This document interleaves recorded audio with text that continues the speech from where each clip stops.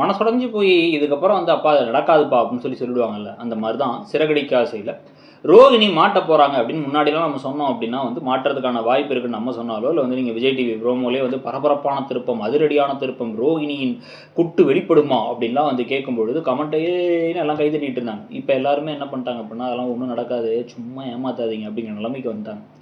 அந்த அளவுக்கு இப்போ வந்து நலமானதுக்கப்புறமா இப்போவாச்சு சிந்தாமணி அப்படிங்கிற ஒரு கதாபாத்திரத்துக்கிட்ட, அதாவது இப்போ என்னன்னா ரோஹிணி இந்த வில்லிகள்லாம் எங்கே போனாலும் அங்கே வில்லன்லையோ வில்லியோ வந்து கரெக்டாக ஃப்ரெண்டு பிடிச்சிப்பாங்க.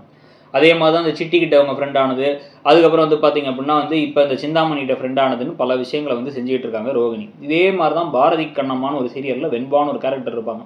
எங்கே போனாலும் யார் கெடுதலானாலும் அந்த ஆள்கிட்ட போய் கரெக்டாக போய் பேசி பழகி அவங்க மூலமாக வந்து கெடுதலை வந்து விளைவிச்சிட்டே வருவாங்க அந்த கதையில். அதே மாதிரி ஒரு கதாபாத்திரமாக இப்போ ரோஹிணியுடைய கதாபாத்திரம் மாறிட்டு வந்துகிட்டு இருக்கு. இந்த அந்நியார்னு ஒரு கேரக்டர் முன்னாடி சொல்லுவாங்களே, அந்த சீரியல் தெய்வ மகளா, அந்த சீரியல் மாதிரி தான் வந்து இங்கே நடந்துகிட்டு இருக்கு.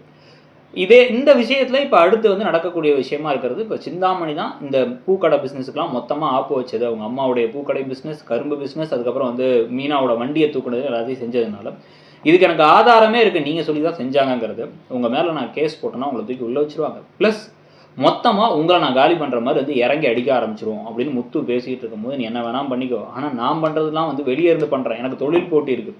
ஆனால் உன் வீட்டுக்குள்ளேயே இருக்காளே உன் அண்ணி சொல்லி தான் இதெல்லாம் நான் பண்ணுறேன் நான் அப்படின்னு ஒரு வார்த்தை சிந்தாமணி சொன்னாங்கன்னா, ரோகிணியோட பிளான் தான் இதெல்லாம் தெரிய வந்து முத்து அது எல்லாரும் முன்னாடி போட்டு உடச்சி ஏன் ரோகிணி இந்த அளவு கேவலமாக ஒரு விஷயத்த பண்ணுறாங்க, சிந்தாமணிக்கு ஆர்டர்லாம் பிடிச்சி தராங்கங்கிறத கொண்டு போனால் நல்லாயிருக்கும். ஆனால் அப்படிலாம் நடக்காமல் இப்போவும் சிந்தாமணியை மட்டும் மாட்ட வச்சு ரோகிணியை பப்பரப்ப அப்படின்னு சொல்லி தப்பிக்க விட்டு அவங்க பேசாமல் ஜாலியாக சுற்றிக்கிட்டு இருக்கிறது, அப்புறம் அங்கே வாங்கின பணத்தை கொடுக்கறது, இங்கே திருடுறது, அதுலேயும் மாட்டிக்காமல் மற்றவங்க யாராச்சும் மாட்டுறது மட்டுமே கதையை கொண்டு போகிறத பற்றி நீங்கள் என்ன நினைக்கிறீங்க? சிறகடிக்க ஆசை சீரியலில் எப்படி இந்த கதை போனால் பெட்டராக இருக்கும்னு உங்களுடைய கருத்து இருக்குது? அந்த மாதிரி இப்போ கதை போதா, முன்னாடி இருந்து அந்த இன்ட்ரெஸ்ட் இப்போ தக்க வச்சிருக்காங்களா இல்லையா, ஏன் அப்படின்னு நினைக்கிறீங்கிறத சொல்லிவிடுங்க. அப்படியே மறக்காமல் இடம்பொருள் சேனலையும் சப்ஸ்கிரைப் பண்ணி நம்மளோட இன்னொரு சேனலான இடம்பொருள் நவ்வையும் சப்ஸ்கிரைப் பண்ணிக்கோங்க. தேங்க்யூ.